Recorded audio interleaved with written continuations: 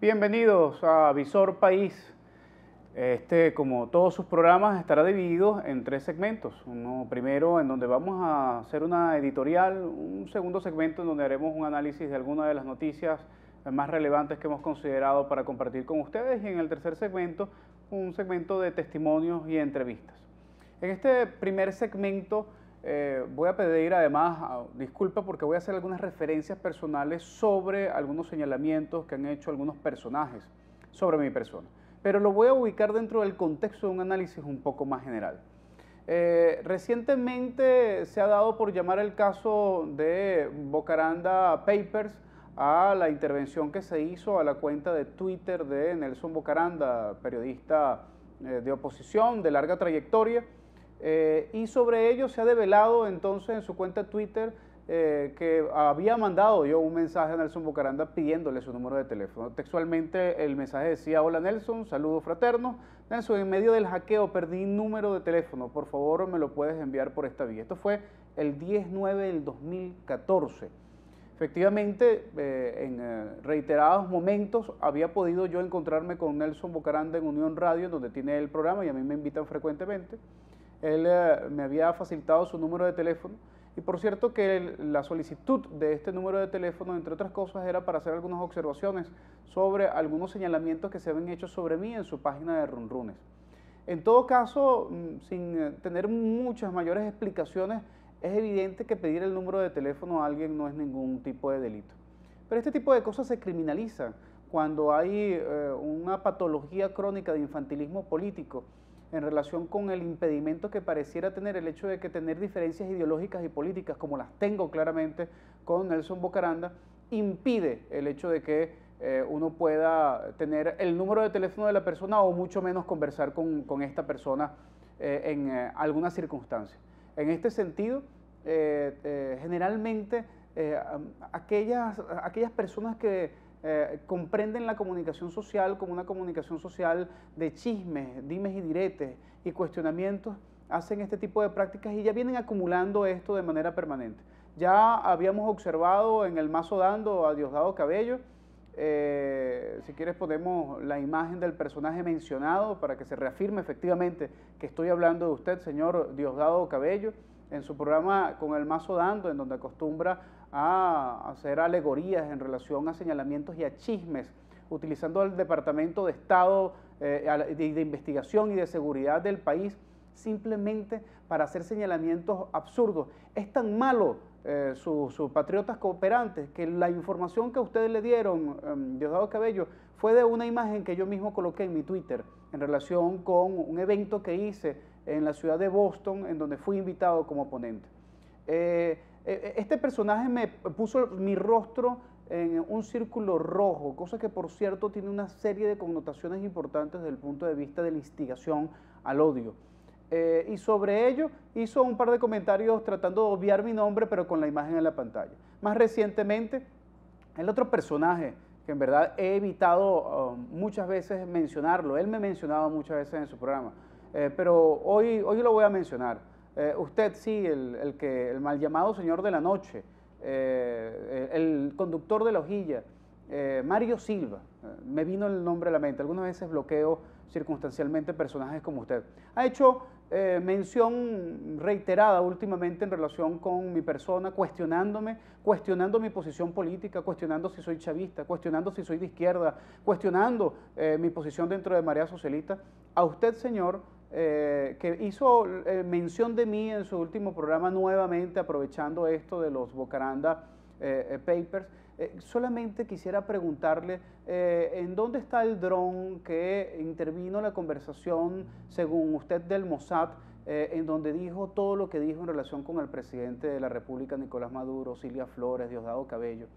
¿Cómo explica usted entonces después, además de todo lo dicho por usted en una conversación intervenida, y además cosa que usted acostumbra a hacer, quizás verdugo no chilla, porque usted es parte precisamente de esa complicidad en relación con la intervención de llamadas telefónicas, el hacer público este tipo de cosas? ¿Usted qué ha hecho en relación con el avance y la necesidad de la investigación que usted mismo requirió porque había sido intervenido?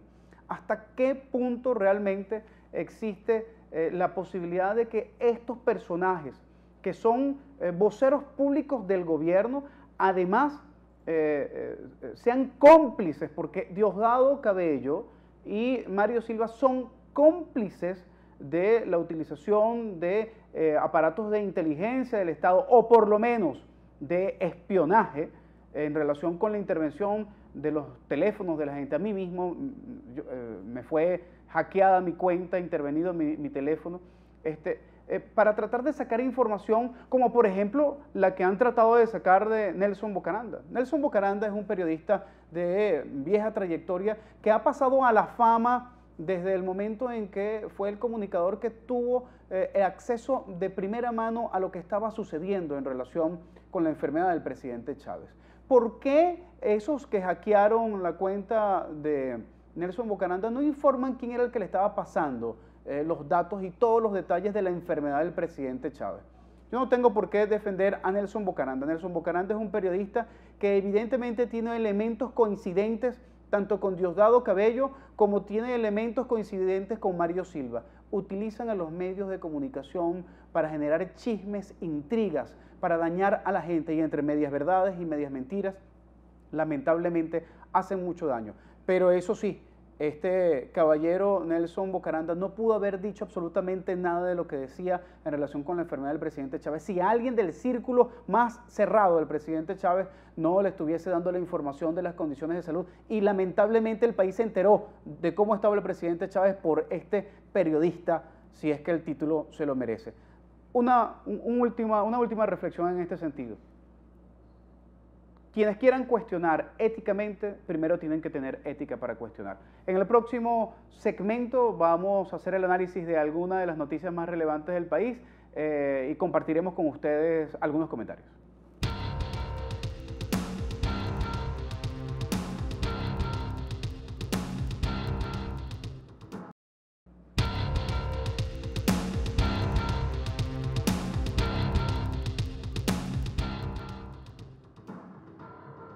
Visor País continúa con ustedes a través del Venezolano TV y además también lo pueden descargar a través de aporrea.org. Vamos a entrar en el análisis de noticias y vamos a iniciar con información sobre temas de corrupción, un poco precisamente hablando de esto, de la necesidad de que para hablar de ética hay que tener algo de ética. Pues vamos a ver la imagen tomada de una información del portal de La Iguana TV, en donde se señala que la esposa del diputado de Primero Justicia, Julio Montoya, tiene orden de captura. Y bueno, informa que conozca los detalles. Esto se refiere, esta información, fundamentalmente al hecho de que ya la esposa de Julio Montoya estaba detenida por haber aceptado en un proceso judicial ya hace algunos años su responsabilidad, de la responsabilidad de ella y de su empresa en relación con unos actos dolosos de corrupción, en relación con unas contrataciones que se hicieron con la gobernación del estado Zulia, sin haber cumplido y terminado con la obra. Resulta ser que este diputado Montoya, que por supuesto no es la esposa, no es directamente la esposa, aparentemente no tiene ninguna responsabilidad legal directa sobre el tema, pero vamos, es su esposa. Y pues evidentemente es muy difícilmente la esposa tenía algún tipo de acción económica que su esposo no supiera, especialmente siendo un personaje público. Este personaje, Julio Montoya, ahora se convierte en el aladí de la lucha contra la corrupción por parte de la Mesa de la Unidad Democrática, y resulta ser que es también un importante referente de lo que es la corrupción en el estado Zulia, al punto de que no se pudo lanzar como candidato en el estado Zulia y es electo por el estado Apure por el altísimo rechazo que sufrió como consecuencia de la complicidad en este sentido. Es un problema de ética. ¿Cómo la Mesa de la Unidad Democrática va a criticar al gobierno de corrupción cuando sus principales voceros han sido cómplices y también han tenido manera de poder acceder a riqueza indebida? Estamos hablando de millones de bolívares en contrataciones que al final no se terminaron.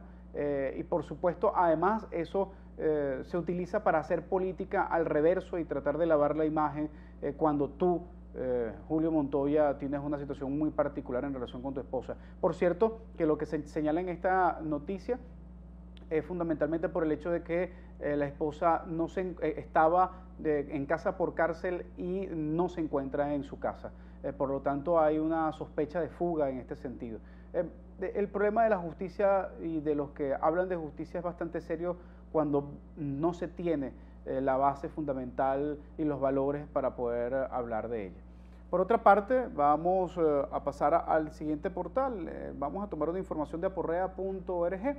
Esta nos dice que los precios justos de la estatal Movilnet, nuevo golpe al bolsillo del pueblo venezolano. Teléfonos celulares desde 10.000 hasta 179.900 bolívares. Y lo más irónico, insisto, es que siguen hablando de precios justos. Una promoción del Día de la Madre bastante polémica. El vergatario está en 10.000 bolívares. Eso equivale a casi un salario mínimo o un salario mínimo sin haber hecho el aumento del 1 de mayo o 2/3 del salario mínimo del salario actual en el aumento del 1 de mayo. Pero además hay teléfonos en oferta a 179.000 bolívares, unos Huawei, como si esto fuese de fácil acceso para la mayoría de los venezolanos. La compañía estatal además se enorgullece de hablar de precios justos. Yo preguntaría lo siguiente, ¿con qué dólar está importando los teléfonos Movilnet? Un teléfono que te vende en 179.000 bolívares. Supongamos que, siendo la estatal, tiene que estarlo importando a 10 bolívares el dólar, que es lo que está regulado, o lo está importando al precio SICOM a 400 o a 300 bolívares. ¿En cuánto lo compraron en dólares? En pocas palabras, para que vengan y ahora nos los vendan en 179.000 bolívares. O sea, ¿qué está detrás de la misma estatal y qué se está justificando al final con estos precios tan estrambóticos en cosas como esta, que en el caso de la estatal tienen que estar siendo comprados con dólar preferencial? Y en caso distinto a otros teléfonos en donde, aunque nadie lo dice, todo el mundo sabe que lo están importando con dólar paralelo y por lo tanto hay cifras que llegan desde 55.000 bolívares hasta 1 millón y medio de bolívares, los de última generación. Y entonces Movilnet lo vende como una promoción extraordinaria del Día de las Madres. Qué gran ofensa, en verdad, al pueblo venezolano. Porque además Movilnet tiene muchísimo tiempo sin ofrecer ningún tipo de telefonía al pueblo venezolano y viene a ofrecerlo el Día de las Madres a el maravilloso monto de equivalente a casi más de 10 salarios mínimos. Eso es algo accesible para la mayoría del pueblo venezolano. Jacqueline Farías, usted perdió de ser diputada, ¿para qué? ¿Para privatizar Movilnet, acaso? Vamos a la siguiente información. Y la siguiente información la tomamos de Efecto Cocuyo. Es un poco reseñando lo del motor farmacéutico que arranca con combustible indio, pero FEFARVEN, que es la Federación de Farmacias Venezolanas, duda que solucione la crisis. Recientemente también vimos al presidente Maduro hablando de 4 millones de dólares asignados para la importación de medicinas. ¿A quién está engañando Maduro? ¿A quién está engañando el presidente obrero en relación con la incapacidad que tenemos nosotros y la dificultad de suministrar medicamentos urgentes? Se nos está muriendo la gente de mengua. Hay gente que se muere de infartos porque no tienen los medicamentos. Hay niños que están muriendo de convulsiones. Hay situación dramática en este sentido y creo que esta información termina siendo una verdadera burla, porque entonces ahora vamos a seguir importando los medicamentos de la India o de quién sabe en dónde. Y por último, el picure. Vamos a cerrar con esta información del picure Efecto Cocuyo. La muerte del picure puertas adentro en un pueblo de Paz, El Sombrero. Él es originario del Sombrero. Utilizo solamente la excusa de lo del picure para hacer la siguiente reflexión. ¿Cómo podemos nosotros como venezolanos alegrarnos y hacer una fiesta porque mataron a un delincuente? Ese delincuente tenía que estar preso desde hace mucho tiempo y ser objeto de la justicia venezolana. Ahora resulta ser que el haberlo matado es un éxito y un logro bolivariano. Pues yo creo que ni una cosa ni la otra. Si fue en un enfrentamiento, pues bien tenía el destino de morir. Pero no podemos alegrarnos nosotros los venezolanos porque mataron a alguien, y por el contrario, debemos estar muy molestos porque este hombre al final no pagó de manera en vida lo que ha hecho de mal a Venezuela. En ese sentido, importante que la justicia sea verdaderamente justa y no que al final utilicemos ajusticiamientos para poder satisfacer la necesidad del pueblo. Ya regresamos. Ahí definitivamente tengo que poner.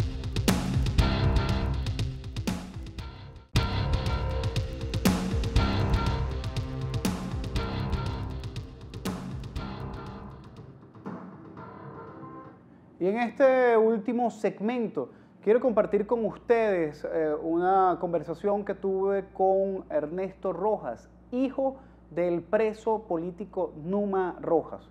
Porque aquí la oposición habla de que tiene presos políticos, pero algunas veces se olvidan que también gente que ha venido del proceso revolucionario y que simplemente por haber confrontado corrientes o tendencias, mejor dicho, dentro del Partido Socialista Unido de Venezuela, también han sido objeto de la manipulación de la justicia en el país, y lamentablemente se detienen los procesos de investigación, sembrando incluso a personas que tienen una trayectoria revolucionaria importante. En este sentido, y producto del viaje que tuve en estos días recientes al estado Monagas, específicamente de la ciudad de Maturín, después pasamos por Puerto Ordaz y por otras ciudades teniendo algunas reuniones con equipos de trabajo en ese sentido, tuvimos la oportunidad de compartir con Ernesto Rojas su corta impresión en relación a la situación del país y además también en relación con la situación de aprehensión que hoy vive su hijo. En ese sentido, vamos a ver el video y después lo comentamos. Desde el estado Maturín, desde el comando de Numa Rojas, estamos conversando con Ernesto Rojas, hijo de Numa Rojas. Ernesto, cuéntanos un poco cómo está la situación en el estado Monagas y en la ciudad de Maturín, y además cómo está la situación actualmente de tu padre que hoy se encuentra detenido. Bueno, buenos días, Nimro. Muchas gracias por este espacio en tu televisora. Desde aquí le envío un saludo a todos tus seguidores. Acá en el estado Monagas estamos en una situación bastante similar pues, a la del resto del país, una grave crisis de servicio, pero sobre todo la más importante es el grave problema con los alimentos y con las medicinas. Por eso yo aprovecho tu cámara para enviarle un llamado a las autoridades competentes que tienen en sus manos la posibilidad de tomar decisiones, como es el tema del pago de la deuda externa y otros temas, para combatir este difícil flagelo que está haciéndolo tanto daño a la familia venezolana. Por otra parte, en el caso de mi padre Numa Rojas, estamos pues manteniendo esta lucha que ya tenemos desde hace más de 2 años y medio, tratando de resarcir pues, los derechos ciudadanos, los derechos democráticos de mi padre, que fueron atropellados de manera arbitraria, simplemente por razones políticas, pasando por encima del Estado de Derecho consagrado en la Constitución de la República Bolivariana, que nos dimos nosotros mismos al pueblo y que defendió y que fue un legado importante del comandante Chávez. Por eso desde aquí le enviamos un llamado pues, a toda la población a mantenerse movilizada. La primera de las fuerzas de la opinión pública, decía Simón Bolívar, por eso tenemos que activarnos, tenemos que mantenernos haciendo la presión para que las instituciones no se desvíen. Y asimismo hacerle un llamado a todo el pueblo a mantenernos en el camino de la paz, a mantenernos en el camino de la democracia, que estoy plenamente convencido que vamos a vencer y vamos a lograr sacar este país adelante y enrumbarlo finalmente hacia destinos más hermosos para nuestros hijos, de prosperidad, de justicia y de derecho. Ernesto, ¿es tu padre un preso político? Por supuesto. Numa Rojas fue condenado prácticamente, tuvo una sentencia previa el 8 de diciembre del año 2013, cuando se dieron las elecciones municipales. El presidente de la República en cadena nacional, mucho antes de que dieran los resultados del CNE, lo cual es completamente ilegal y no han habido sanciones por eso, lo condenó por los resultados electorales que se dieron, lo descalificó públicamente y lo amenazó. Eso fue el 8 de diciembre y el 22 de diciembre, con un expediente que salió de la nada, fue hecho preso por una comisión del SEBIN de manera brutal y desde ese día lo tenemos preso. Entonces, ¿qué más explicación puede haber para dar a ver el tinte político de ese encarcelamiento? Asimismo, vemos como otro de los argumentos el hecho de que en tribunal no se presentó ninguna prueba, un recibo de banco, un título de propiedad, algún título de un vehículo, alguna cuenta en dólares, algunos movimientos, algún testaferro para condenarlo por enriquecimiento ilícito, que casualmente lo hicieron 3 días antes de la inscripción de los candidatos a diputados a la Asamblea Nacional, dándole aún más el carácter político a todas estas decisiones judiciales que desde aquí rechazamos y exhortamos a las autoridades del sistema judicial venezolano a que mantengan la ética y que hagan respetar el valor pues, del sistema de justicia venezolano. Y les envío un mensaje de Mandela: cuando los jueces tienen miedo, el pueblo no puede dormir en paz. Un proceso justo es lo menos que podríamos pedir en este sentido. La denuncia que hace Ernesto Rojas, hijo de Numa Rojas, es cuando menos la necesidad de poder escuchar los argumentos y que haya una defensa, que se permita una defensa justa en este sentido.